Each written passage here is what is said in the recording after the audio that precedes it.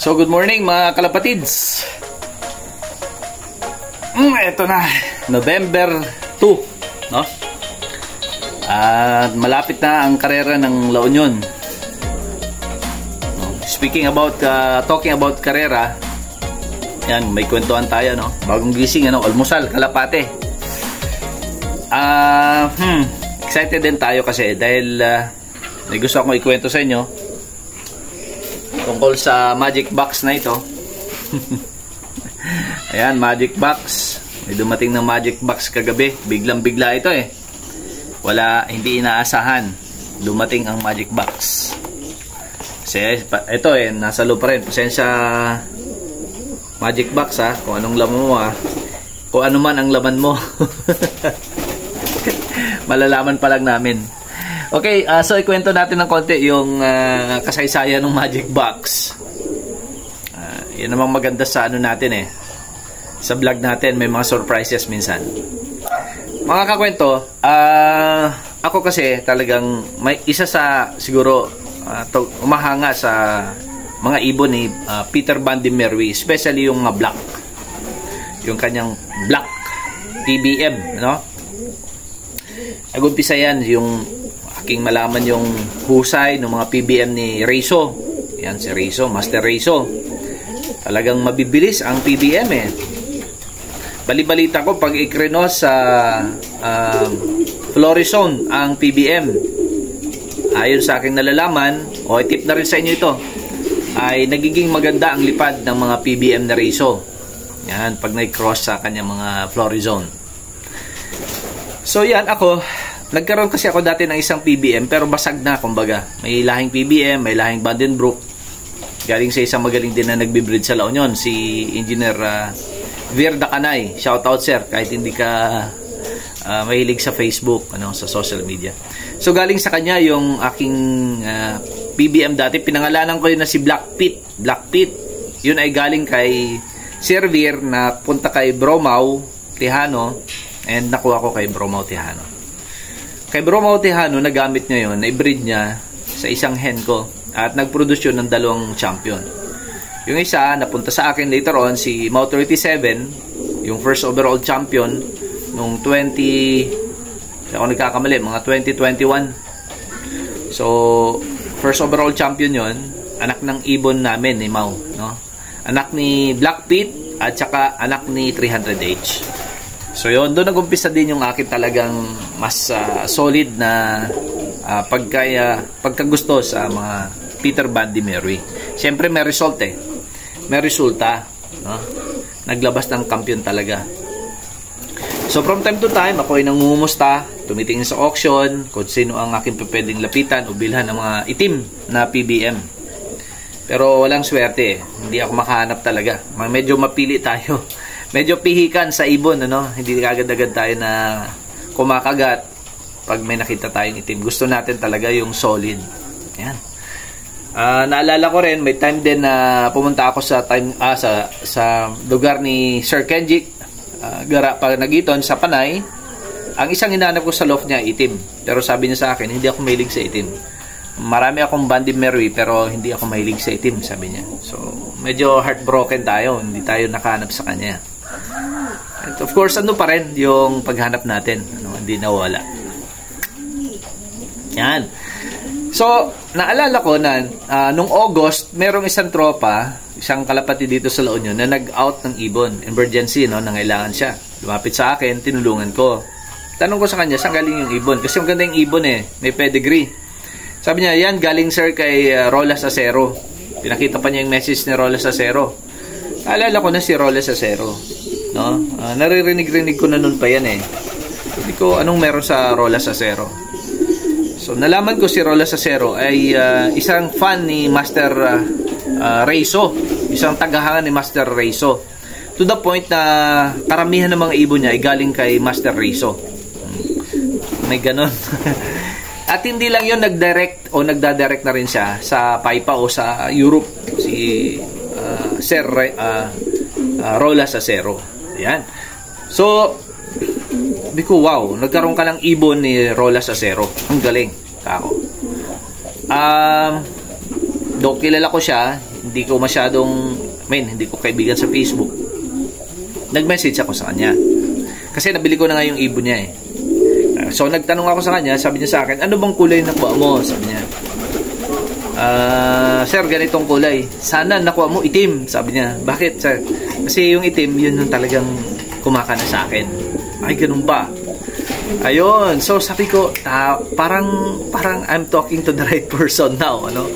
Yung tao na gusto kong makunan ng itim na Peter Van de Meury ay mukhang ka-chat ko na. Yan. So, hindi ako nag-aksaya ng panahon, ay message ko na siya, no? Nag-inquire na ako. At pinakita niya sa akin yung list o mga pictures ng mga PBM niya na itim. At namangha ako dun sa kanyang Gwen line. Yung Gwen line niya, no? Yung Gwen line lang naman ang isa sa paborito ni Peter Van de Meury. Yan. Hallo, I'm Peter van der Merwe from Holland. Dit is de pigeon van Rolas Acero van de Philippines. It's a black white pan hen.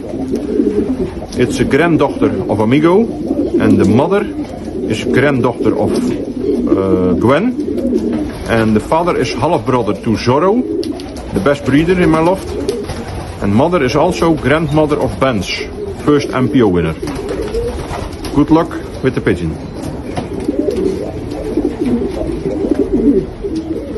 Ang ginawa pa nga ni Peter Van de Meury ay ginawa niyang estatwa, ano? Pinatuyo niya yung labi, no? Yung bangkay ni Gwen. Si Gwen nung namatay na kasi sa katandaan yung ibon. So, ibig sabihin talagang gano'n niya kamahal yung ibon. Yung pinakita niya sa akin, at pinakita ni Sir Rolas Acero yung mga ibon niya na itim. Anong meron siya. And siyempre, doon na tayo sa ligawan portion. Magkano, ano, papaano. Ayan. Nagpakita siya akin ng mga potential. Sabi niya, ganito, may mga young bird ako dito, etc. Gusto ko pero hindi ganon ka ano yung kasidi yung aking pagkakagusto. Parang 50-50 ba? Gusto ko na ayaw, parang ganon. So, siyempre, out of courtesy, gusto kong bilhin, kaya lang, yun na nga, hindi na kami nagkaroon ng understanding ano doon sa ilang bagay. Ko hindi na natuloy. Sa madaling salita, hindi na natuloy yung pag-procure ko pagkuha ko ng young bird. So, ang ginagawa ko na lang, dahil naging kaibigan ko na sa Facebook, nilalike ko na lang yung mga post ni Sir Rolas. Ayoko naman na magtampo din siya sa akin. Sabi ko, siguro, darating ang pagkakataon, meron talagang makukuha ko na ibon niya. Ayan. At dumating nga yung pagkakataon na yun kahapon. Ayan. Biglang nag-message sa akin si Sir Kenneth. Si Sir Kenneth po, ang totoong pangalan ni Rolas Acero. So, shout out sir. Shout out po sa inyo. Thank you. Thank you sir sa napakagandang ibon at napakagandang deal. Ayun po, ang nangyari nga po ay nag-message siya sa akin. Sabi niya, Randy, meron ako ditong available na 2021 na ibon, hen. Kung gusto mo, ito na lang, kunin mo. And knowing him, ano, na ano yung kanyang caliber pagdating sa arsenal ng mga ibon, ginawa po natin ng paraan. Yan. So, madaling salita po ay pinadala na ang ibon dito sa amin, sa La Union. Kaya puyat. Kasi hinintay kong ibon na launa na ng madaling araw dumating. Pero okay lang, masaya pa rin kasi sa wakas, dumating na, pinakahihintay ko na ibon, na ipaparis ko kay Mau 37. Pakita ko sa inyo si Mau 37. Ito, idol. Pupulbos na. Nagpupulbos na, gigil na to. Tagal na bakante to.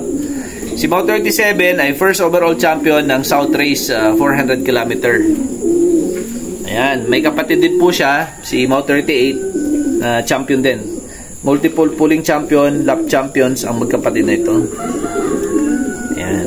Hindi masyadong binibida si Mau kasi nga ando lang siya sa sideline. Tahimik lang pero malupit yan. Ayan. Si Mau 37 ay isang Peter Van de Meury Naka-cross ng 300H. Yan. May speed at kaya ng hard race. Kasi hard race yung Lucena City namin nun eh. Lucena City, akala ko mananalo na si Lucky Nines. Young bird category sila pareho. Kasi nauna nag-clock si Lucky Nine. Bigla, nakita ko ang result. Biglang lumabas sa si No 37, sumingit. 700 plus ang speed. No, kainitan ng araw. Tapos umambon sa Lucena. Ayan, siya ang naging champion. First overall champion. And deserving ang ibon. No? Deserving ito. So, madaling salita, siyang hinahanapan ko ng pares, mga kalapatids, mga kakukwento. Siyang hinahanapan ko. Kaya ako naghanap talaga ng itim. Kasi alam ko, mas pupuruhin ko yung itim side niya, yung PBM side niya. Naglalabas pa ako ng mas matutulin pang ibon. Yun ang theory ko. I-unbox ko na, wasakan na to. Kawawa naman to, magdamag na nasa box. Ready to breed. Ang ganda ng katawan, wow. Wow na wow. Naka-personalized ring po mismo ni Sir Rolas Acero. Po, naka-personalized ring. Yan po, kita nyo. Medyo maliit kasi may nang mata ko, pero yan po. Acero. Ang nakita, Rolas Acero. Acero Dub. Ayan. Rolas Acero Dub. Ayan. And the color is black. Ay! Ay goodness, ang gandang ibon. Ang gandang ibon po. Super. No? Hindi ka, ito yung lesson eh. Ito yung lesson talaga. Just wait for the right time, for the right person. Nako. Huwag magmamadali. Ang importante talaga, lalo sa ating mga kalapatid, mag-invest, no? Huwag magmadali. Darating yung ibon na para sa'yo. Yung ibon na iniintay mo para sa breeding plan mo. Darating yun. Tulad ng nangyari sa akin. Ayoko nang elaborate, pero sa pagmamadali, marami kasing mali. So, yun ang story ng aking Black PBM. Andito na si Gwen, no? Ito, apo sa talampakan ni Gwen. Purong PBM. Again, salamat Sir Rolas Acero, Sir Kenneth Ocampo, no? Maraming pong salamat sa pag-i-entra sa akin ng isang napakagandang ibon mula sa inyo. Alam ko yung presyo nito ay malayo pa doon sa totoong presyo, no? Salamat po sa sakripisyo na pinagkaloob nyo para sa akin para magkaroon ako ng linyada ninyo. So yan, mga kalapatids, mga kakwento, isang almusal na nakakabusog para sa ating mga kalapatids. Para sa mga hindi nagkakalapate, maaaring ito'y walang kabuluhan, pero tandaan, kanya-kanya po tayo ng libangan. Ayun, maraming po salamat, no? Maraming salamat sa inyong lahat. Happy flying. It's November 2. It's 25 plus it's more than 50 days before Christmas. Ayan, happy flying po sa inyong lahat. Thank you. Mwah mwah chup chup.